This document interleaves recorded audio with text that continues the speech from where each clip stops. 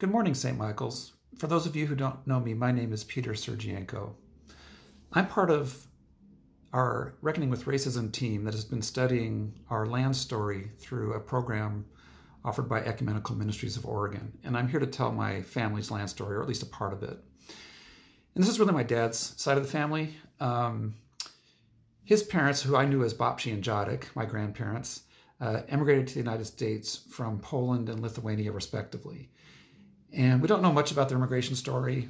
We thought they came through Ellis Island, but it turned out that's not true.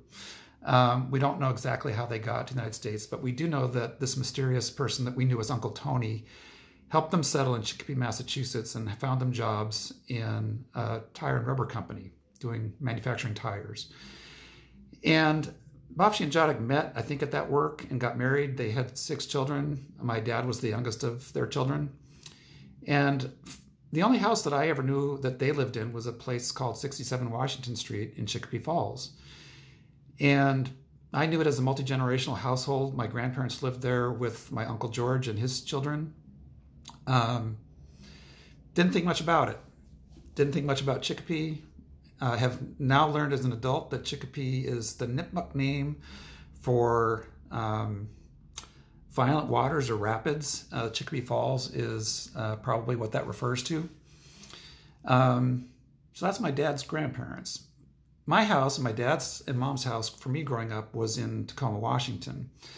And it turns out it was on Puyallup Indian land, although again, I didn't know that growing up. I knew that the Puyallup tribe was part of our area story and that there was a Puyallup reservation very nearby where we lived.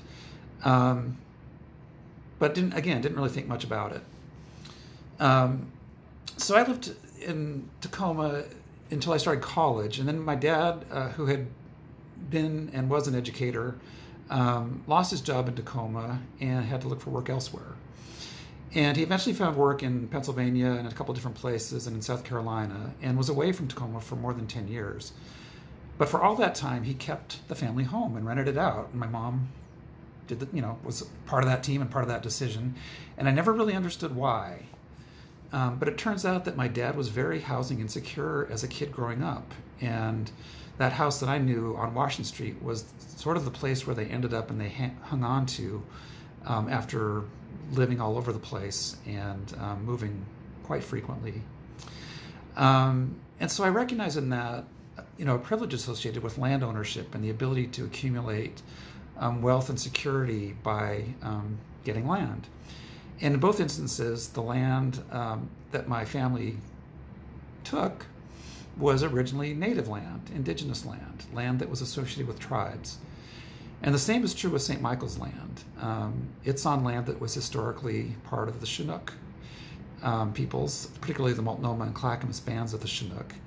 And Sandy Boulevard is in fact a trail, or historically was an indigenous trail, that connected areas near the Willamette River to areas near the Sandy River. And it was used to migrate seasonally for food gathering and fishing and hunting.